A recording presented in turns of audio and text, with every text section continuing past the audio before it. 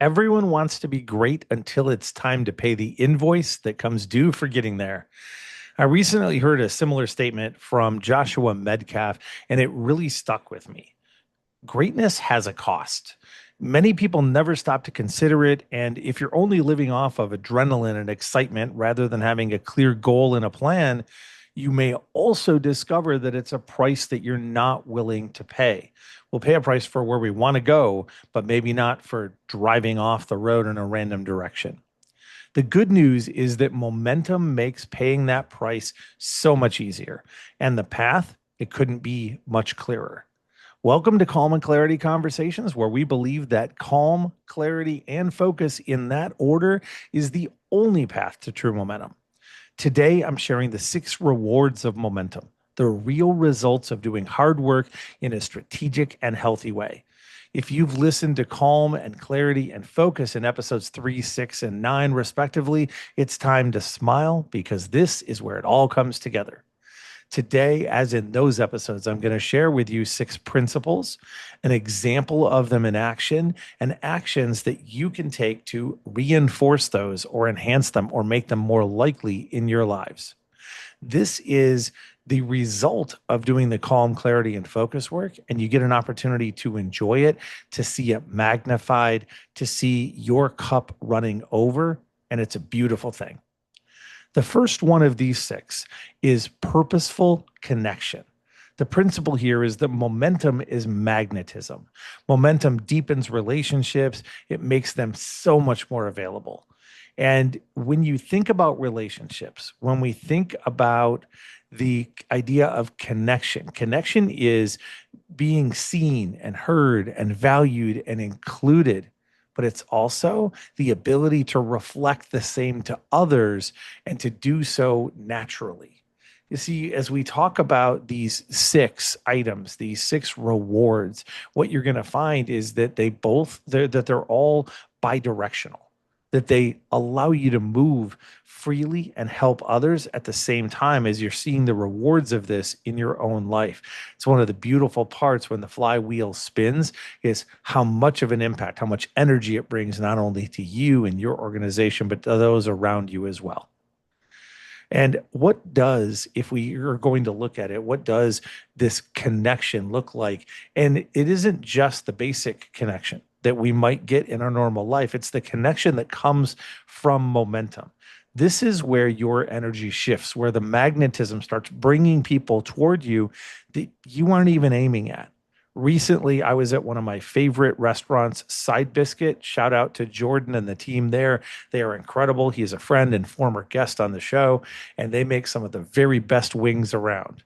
I was there, placed my order, waiting for my fantastic food, started talking for a couple minutes with a guy who was also waiting for his. And we didn't know each other. We'd never met each other. Turns out he was just traveling through town. We talked for maybe 60 seconds, maybe a minute and a half at the outside. And he just looks at me and he said, Dan, I'm glad to know you, but I want to work with you. And I don't say that to pat myself on the back. I say that to give you an example of how the energy changes. I can tell you that a year ago, the energy that I had, that I was putting forth at that time as I was going through deep struggles, that is not the response I would have gotten. That guy probably wouldn't have ever even walked up to me. He would have just kept going. But as you build momentum, it brings people along. And I've had that happen a number of times recently. It's one of the little hallmarks or the whether little bellwethers of am I doing what I think I'm doing? Am I in the energy that I think that I'm in? And it was a beautiful experience. I treasure those moments and I'm honored by them as well. On the flip side, there's this spot where you can start looking to the opportunities and being more sensitive to opportunities that you have to introduce connections. I was just a couple of weeks ago reading Facebook and I was in one of our local groups here to where I live, saw a couple of different people that made posts about a topic that spoke to me. And they were each just saying, "Hey, I'm looking for answers. I'm looking for a little bit of guidance." I messaged them. I felt into it. I felt led to message them. So I made a comment and said, "Hey, if you'd like to chat, I'm here. got to chat with two different people. And as a result, I had these unexpected calls, got to meet amazing people, was introduced to their stories, and one of them actually shared a referral. Why? Because I heard the whisper of the moment. I didn't wait until it was something that was screaming at me, but I never would have been sensitive to that if momentum weren't building in my life. If I weren't calm and clear and focused, it wouldn't have been there. If I wasn't able to be present. And that's the action portion of number one of this purposeful connection. It is for you to be present. Be right where you are and learn to hear the whispers before they become screams. What does that mean? It's related to the three questions I share with everybody who, if you're going through stress, you're going through struggle, that you can ask yourself to help yourself along. It is, what am I meant to understand from this situation? The second one, excuse me. The second one is, does this serve me? And the third is, who am I becoming? As part of that first one, what am I meant to understand from this situation? You're usually looking at a pattern in your life that is repeating, and you want to be able to hear it early because a pattern in your life will repeat ever more intensely until it is resolved. And so that's why we get to these spots where we're getting really loud, angry patterns shouting at us in life or bringing us pain, or we hit suffering for a repeated pattern. No, not all pain is resulted to a repeated pattern, but many of the things in our life are. And if we look and say, I'm repeating this pattern, I'd want to hear it earlier. I call that the whispers. The earliest you can hear it is the whisper. The same thing is true if you are meant to reach out to somebody, or if you are looking for the urging in the world that you might feel, or the guidance that you might feel in the world. Hear it as early as possible. Hear it when it is a whisper instead of a scream. You'll hear a lot more of them. You'll get there a lot earlier. You'll be in a better spot. But I would argue that it's very difficult to do that if you're not in a space of building momentum. And then the last component of this action is to seek connection in both directions. In other words, you initiating and it being brought to you. But before there's any ask, seek the connection. Don't go into it with ulterior motives. Go into something. Just like I did with the guy at Side Biscuit. I wasn't looking for anything other than to be kind, other than to connect, and yet things come out of it. You will be amazed at the bounty that comes from purposeful, intentional connection, both directions. The second reward of momentum is intentional movement. This pairs with the first one very strongly. I say frequently to my clients that we all want two things in the world: connection and movement. And if you are evaluating a relationship that you've had, or you're evaluating a conversation that you just had or that you need to have, remember this is a good, very short checklist: connection and movement.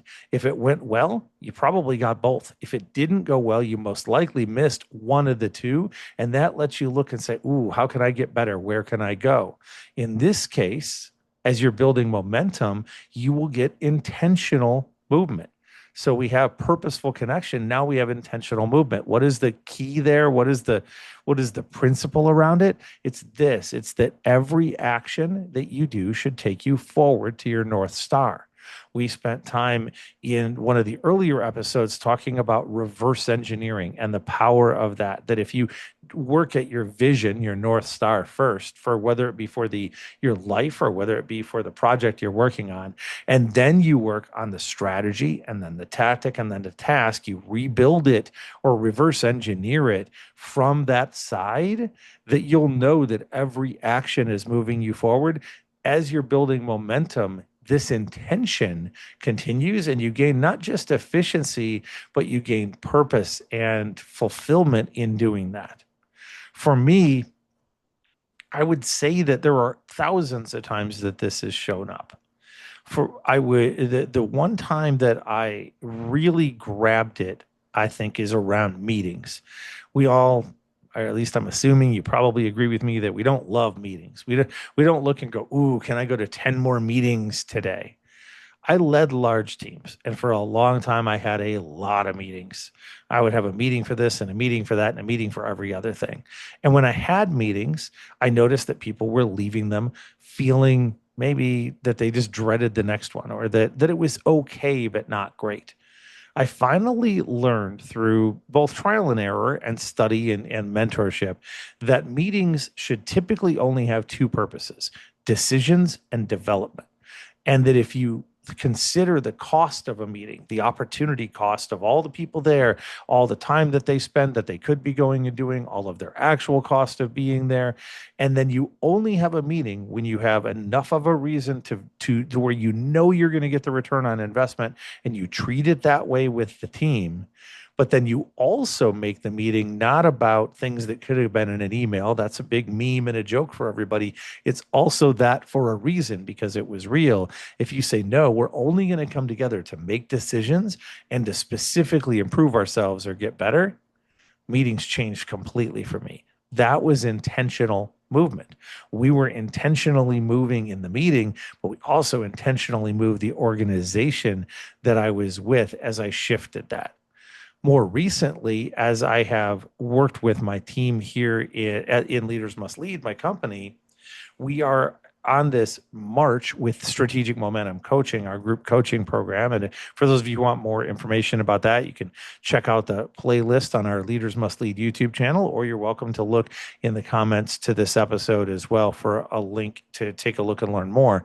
Our commitment as a team is to get to 100 SMC members. Why? Because we have it anchored in a lot of different places that are less relevant for this. But knowing that we need to get to 100, now we have intentional movement because we've built every step, every strategy, the focus of all of our time spent as a team and our task assignments toward that. So we know that everything we do, whether it be this podcast or otherwise, moves us closer to that goal. What's the action for you? This one is straightforward, and it is a little bit of a repeat from what you heard before, but it's more of an acceleration. Keep vision, strategy, tactic, and task in mind. That's the order. Reverse engineer. Now that you've done it to get to this point where you're starting to get momentum, there's a tendency to walk away from it, a tendency to start shooting from the hip and just doing tasks as they come up and randomly grabbing, oh, well, let's change strategy. We got a bright new idea. Pause, breathe, reset, and stay in your vision, strategy, tactic, task framework, and your movement will remain intentional. Your efficiency will remain high, and you will turn that flywheel again and again and again, and you'll gain much more momentum. So that reward of the movement that you planned earlier is now that you have intentional movement and you know this deep connection that you're doing the right thing with everything that you do. The third reward of momentum, I call it a powerful peace. The principle here is that when you take steps and you do that from not only towards your North Star, but from your North Star to your personal resonance, that changes everything. You may be wondering, what the heck is that, Dan? Personal resonance is this spot where you are fully in flow. And for those of you who are very practical, don't worry, I'm not going all the way into the woo here.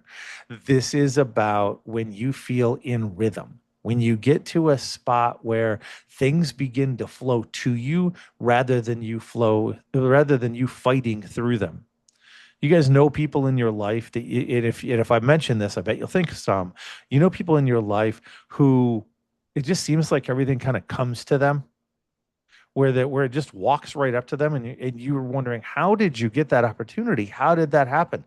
Some of it had to do with that connection we talked about earlier. Some of it also has to do with the fact that when you are living in your purpose, you're living in the space that you're meant to, you're aligned with your core values and key principles. You are authentically putting yourself out there, that it also is magnetic, but it puts you in the stream. It lets you flow really well. This is not an intangible thing. It's very tangible. You can feel it and you see it happen right in front of you. For me, My journey to resonance, I know it's 5 steps that I train for others, but for me, what happened as I first figured out my purpose, my North Star, and then I started teaching that, and I was like, cool, I know all kinds about the North Star. And then I realized that wasn't the end. I needed to figure out who is my audience? How do I get to them? What are my core values and key principles? How am I living in authenticity? And I worked through that. A few things hit me, and they hit me very similar to what we're talking about here, and they gave me a peace that I almost can't fully describe. The first thing that hit me is that all of my life I had thought that for me exponential growth was impossible. I don't know that I would have put it into those words, but that was it. I had thought that that for me, I was required to fight through everything. That's just how it was. Maybe you feel the same way. I even helped others find exponential growth, but everything for me had always been incremental. It was always put the fingernails out there and drag myself a quarter of an inch forward and get through that next little bit. When I finally saw and understood that as momentum built, I could also have exponential growth. And not only could I, but it was the natural result that brought this peace and power to me. The other part of it that happened, and this was much more in some ways of a surprise to me, was that my definition of success changed. And I find this for nearly everyone who builds momentum, their definition changes, at least if they're building it using this calm, clarity, focus pathway, that most of us start by thinking, okay, what is success? It's when I have a certain amount of money. When I was younger, especially because I grew up in poverty, I wanted a certain amount of money. And if I could have that, that would be successful. I started making money, began to realize, no, that's probably not it. Then it was something that sounded more altruistic. It was, how many people can I help? If I can help this many people, then I'll be successful. I started helping people and realized that wasn't it. So what was it? Well, I initially, when I connected to this, I thought that it was just me that had a particular transformation or understanding of success. And since I've learned that almost everyone who goes through this journey and gets to their resonance, their definition is the same thing. It's this: success is very simply doing exactly what I'm meant to do in the world today. Nothing more, nothing less. Notice that's not yesterday. That's not next week. It's not about numbers. It's nothing else. It's basically, do you show up the way you're meant to show up today? If you do, you're successful.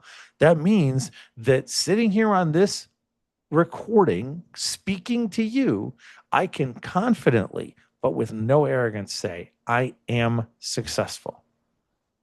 And the peace that that brings, I'm tearing up even now thinking about it. I remember the first moment that I ever knew that. I was going to say thought that, but it's really that I knew that's what success was. I wept. It had never hit me. I'd always been able to say, yeah, I have success, or I've done some things, and other people had called me successful for my accomplishments for 20 years. But it was only about maybe 5 years or so ago, though, that I was for the first time able to say and mean, I am successful, because I was fulfilling the purpose that I had in the world that day. And I challenge you to reach for that and to enjoy and experience that. Let that wash over you, even as I describe it, and ask yourself, how foreign would that be? The action for this third reward of momentum, this powerful piece, is to do two things. One is to do an authenticity audit. We've talked about different pieces on the path of resonance, but one of them that I love to call out is this authenticity audit. Ask yourself, when you are speaking to somebody, when you go into a room, when you're presenting, when you're sharing, are you trying to be, or are you being? Meaning, are you just being you, or do you have to have presenter you, or image you, or customer service you, or whatever it is? And if there's a gap, why might that be? When you dress, are you dressing for others, or are you dressing because that's who you are? And this isn't about looking good or not. I can look totally put together in clothes that match me, and totally not put together in clothes that are amazing but don't match me. is really looking and saying, are you living authentically? The more that you do, the more likely you will be to be in your personal resonance, and the closer you'll be to it. So I encourage you to do an authenticity audit. And then the second half of this is maybe the deeper half, the part that I would encourage you to write down. What is your definition of success? Where are you at? How do you feel about the one that I shared? But challenge that definition of success. Number 4, this is about calibrated consistency. When we think of calibrated consistency, it isn't just doing the same thing all the time. It is about having consistent responses to the same situation. And it's about understanding that structure drives behavior. Those are the principles, right? Structure drives behavior. When we create the right amount of structure in our life, and I know I have creatives listening to this who are like, no, I hate structure.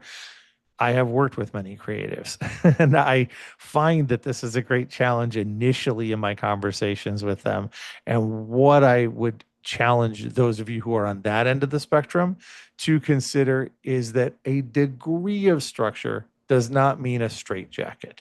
Find the right amount of structure that drives the right behavior for you. For the others of you who just cheered and were like, yeah, structure drives behavior, who just cling to the deepest, most detailed structure possible, I might encourage you even to release a little bit to allow smoother, calmer behaviors to be able to come in. But the principles there, structure drives behavior, but also consistent responses drive growth. And I think of that when I say consistency, the way that I do when I get asked the question about, Dan, what leadership style do you have? I have for now maybe 15 years, 20 years said I am firm, fair, and consistent. What does that mean? Well, firm, pretty straightforward. I am clear in my beliefs. I like to say strong beliefs loosely held, meaning I have a passionate opinion, but I'm open to being persuaded. If you have different evidence, bring it to me.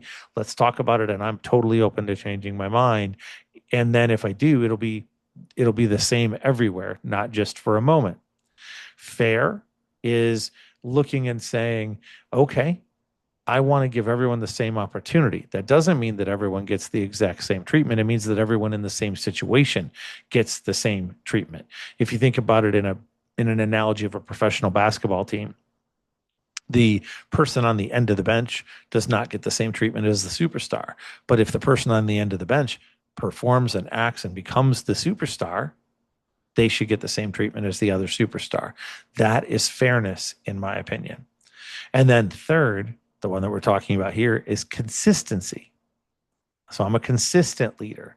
That means that if you ask me a question today and you ask me a question a month from now and you ask me a question 2 months later, if I have not gained new information that materially changes what I think, you should get the same response from me. Yes, the words may vary a little bit, but the principle and the practical should be essentially the same.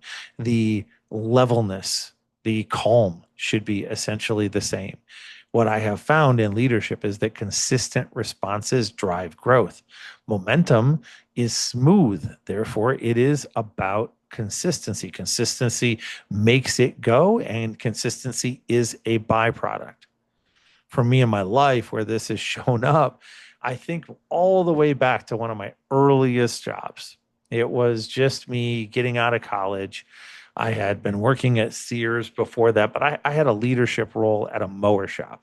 And if you know me, this probably makes you raise an eyebrow a little bit. Yes, I led a shop that sold lawnmowers and chainsaws and trimmers and snow blowers, and at that point in time could even pull them apart. What I think of when I look back on that, other than the some of the crazy stories that happened there, is I think of how young of a leader I was and how everything was panic to me. How I didn't know what I stood for. I didn't know who I was. Everything was new. And so I was all over the place. I went back and forth. And if somebody would ask me something, I would frenetically answer them in this really rushed voice. And if they asked me the next day, I might be calm and give a totally different answer because I didn't know. I had all the best of intentions, but I was not a good leader. Now I when I'm coaching clients, we may get some really tough news. I had a client a couple of weeks ago who, while I was speaking with him, got a news, and this is a small business, of almost $10,000 in charges that were going to hit, that they were going to have to pay, that we didn't have the revenue to cover. And my first response was calm. My first response was to ask questions, not to panic. My first response was to apply the principles that we had. And as a result, that calibrated consistency allowed us to step through that in a different way than I would have before. And I absolutely love that, because now there's momentum in that business just a couple of weeks later that is continuing, that wasn't thwarted by a difficult situation. So that difference in my life of being able to respond from one way to the other is the difference of practicing these principles of momentum that we've been talking about for the last few weeks. What's the action for you? The action is going to be to develop and live your own business or life equation. You might be thinking, Dan, what in the world does that mean? What this means, and I usually talk about it initially in terms of sales, so I'll give you that framework, that when you are running a business, you have, from a sales standpoint, that everybody talks about 1,000 numbers, but there's only three. It's the three-legged stool. It's how many people you talk to. It is how many of them you close or how many buy from you. And then it is how much each one of them pays for you, the average order size. And in the end, if you're thinking about sales, everything you do is about adjusting one of those three numbers. What I want to encourage you to do so that you have consistency is to discover or develop your business or life equation. And if you'd like some help with that, SMC would be a good place for you to come and ask questions. There's even a link for you to get a free week in the group. You can come and ask that question. We can talk about building your business or life equation if this is the thing that jumps out at you. What that allows you to do when you know the numbers of your life or the actions, because sometimes it's not just like in life as opposed to business, it's not just about numbers, but it's also about, if I do these actions, it leads me to the place I want to go. A simple equation for the life that we're laying out here is calm plus clarity plus focus equals momentum. What is your life equation? What is your business equation? Develop that, and you will find it much easier to have calibrated consistency. For me, for leadership, for a long time, it was firm, fair, consistent. If I lived into that, I built those into an equation. That equals good leadership. And I would probably address that a little differently now. But if I had that, that gives me the checklist that allows me to be consistent. Number 5, and we get into a couple of really fun ones here at the end. I get the most excited about these because I think when people look for the rewards of momentum, these last, number 5 and number 6, are the ones that everyone wants to look for. Number 5 is inspirational impact. This is, what do we get to do as we're starting to collect wins, as we're starting to have the momentum that really carries us forward? What does that allow us to do? In terms of a principle, I say frequently that without profit, we lose the privilege to serve. Well, the inverse of that comes in here. Profit gives us the privilege to serve. Meaning, if you are building momentum in your business and you have profit, or your life and you have growth that is financial, you gain the privilege to serve or serve differently. I would not at all say that you cannot serve before you have momentum, but you can certainly serve differently when you do. Also, your growth, whether it's personal growth or whether it is business growth, it fuels giving. It allows you to give more and differently and to show up in bigger ways. Remember, this is about impact. This isn't just about purely the one-on-one. I think you can have an immense impact one-on-one. This is about your imprint almost. And service comes in many forms. Many of them don't have to wait. You can serve by giving a kind ear. You can serve by donating your time at a food bank, like I've done with my kid a number of times. You can serve by picking up trash off the street. You can serve by donating to a cause, by helping a person in need. There are hundreds of ways to serve. And it comes in a lot of different forms. You don't have to wait. But man, I can say this confidently. Every one of them is amplified by momentum. Every one of them. For me, one of the things that has come up as I have begun to regain momentum, calm, clarity, focus has allowed me that path. And as I have gotten to a spot where you can feel it, where the magnetism is switching, where the movement is happening, I'm back to a spot where I'm getting ready to release books. And I say books because in a crazy twist of the world, I have committed to releasing 3 books in the next 18-ish months. The first one of those, for those of you who don't know, is titled The Unintentional Asshole, My Journey from Devastation to Dreams. The second one will be Don't Be a Dan. I did it all wrong, so you don't have to. And the third one, this is maybe part of why I share this, is titled Calm Comes First. Control your continuum of chaos. The reason I bring that up here is because the momentum is allowing me, rather than being caught in scarcity, rather than being stuck in anxiety, it is allowing me to step forward and say that the proceeds from my first book are going to all be donated to preventing suicide in the world, which is one of my great causes. If I could serve and make an impact, that's an important thing for me. I've lost 149 people I know to that. It is, I believe, the largest pandemic in the world. And maybe I'll do an episode on that in the future. If you guys would like to talk more about that, then send me a message or put a comment and we can do that.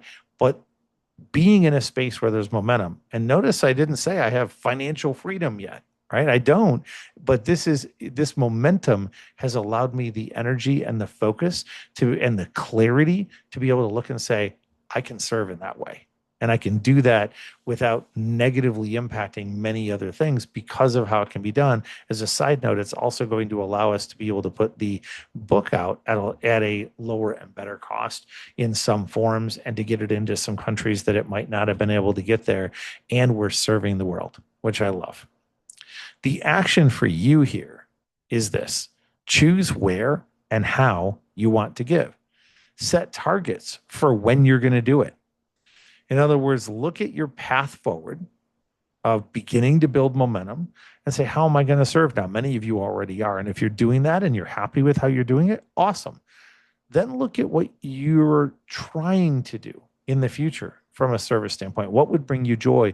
What would be the thing where you say, if I have profit and I gain the privilege to serve in a bigger way, what does that look like? Set targets for them. Make them meaningful and specific.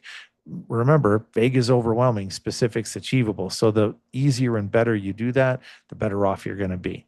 Do that, and then you will see that you'll have that much greater of a likelihood of it coming true. Our final reward of momentum, and don't get me wrong, I'm sure that there are a whole series of others, but these are the 6 we're focusing on for now. The final reward of momentum is foundational freedom. I told you the fun ones were here at the end. Inspirational impact and foundational freedom. Who does not want that? The principle is that discipline creates freedom, or to quote our friend Jocko Willink, discipline equals freedom across every dimension of life. When you follow the path, the equation, if you will, of calm, clarity, and focus, and you will create momentum. That's the optimization equation. That is the way that you optimize your life in your business. It's not 28,000 different business principles. It's not lots of spreadsheets. It's calm, clarity, and focus. And when you do that, when you have the discipline to do those things, the things that we've laid out in these 4 episodes, 3, 6, 9, and here in 12, then what you will find is that you now get all the different types of freedom. What does that mean? Mental, emotional, physical, financial, structural. There's lots of different types of freedom that you can gain. Time freedom. You gain all of those as a principle because discipline opens that up for you, and the discipline to follow an equation that you know works does exactly that. For me, it has opened me up in a lot of different ways from a freedom perspective. One of them is that I now face grief very differently. I have been fortunate to have a lot of close relationships in my life.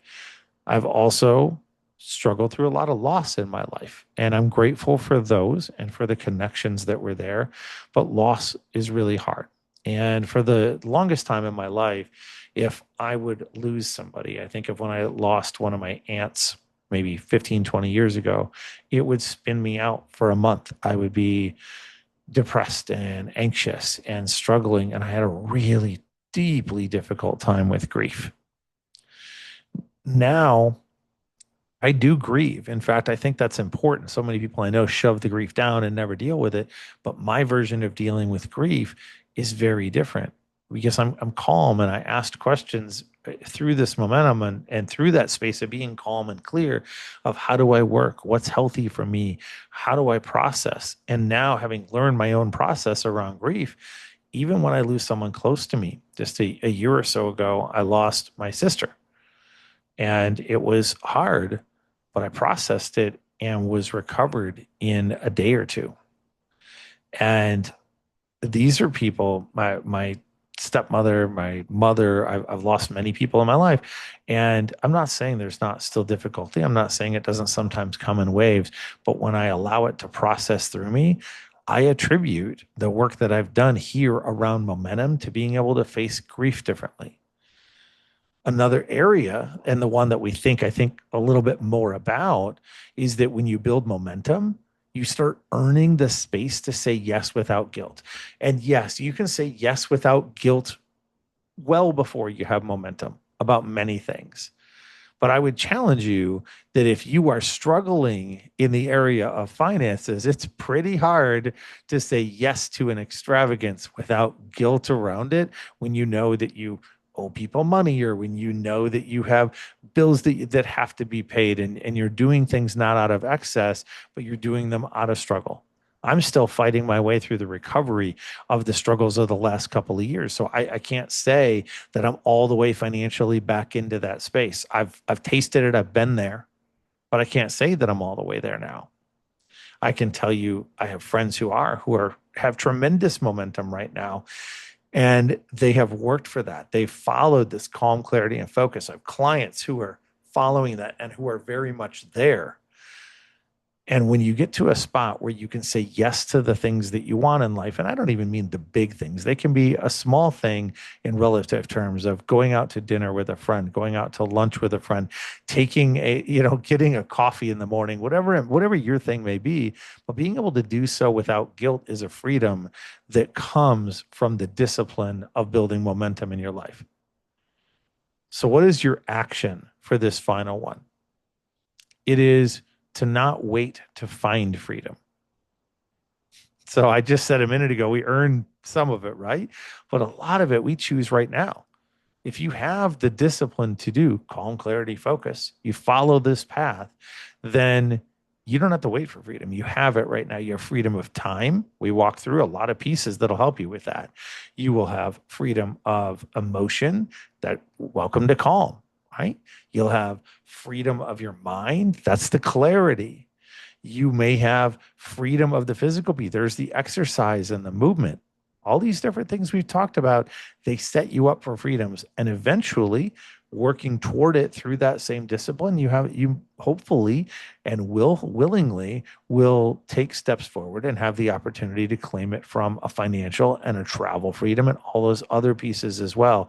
But don't wait to find freedom. That's really your action here. And a sub piece of this that I'll give you it's a bonus tip, we'll call it, is start training yourself in your life to say that you're going to make a decision between two things. It's a hell yes or it's a no. Most regular no's are disguised yeses. I'm sorry, most regular yeses. I said that wrong. Let's try that again.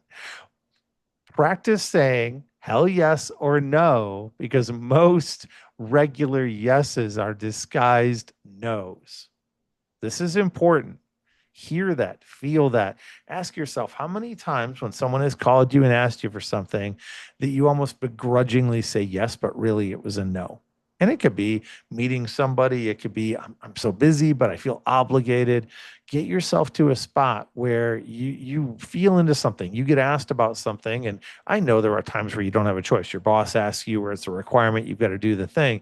But whenever you have the space, let yourself feel into it and ask, is that a heck yes? If it is, then say yes. Or is it kind of a yes? Then say no. Clear your plate. Give yourself the freedom that comes with having done that. These 6 rewards that we've talked about today, they are the return on doing the real work that is needed to pay the invoice for your chosen goal. Purposeful connection, intentional movement, powerful peace, calibrated consistency, inspirational impact, foundational freedom, every one of them, they are absolutely waiting for you if you are willing to do the work.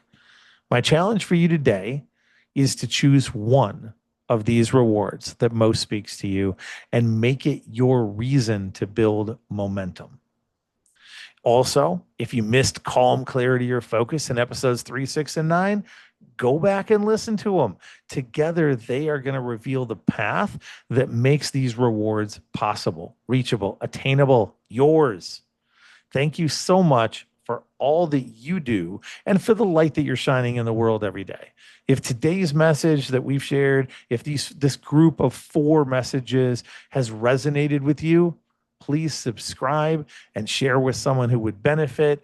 And man, come back next week. Until then, be well, breathe well, and continue to shine brightly, my friends.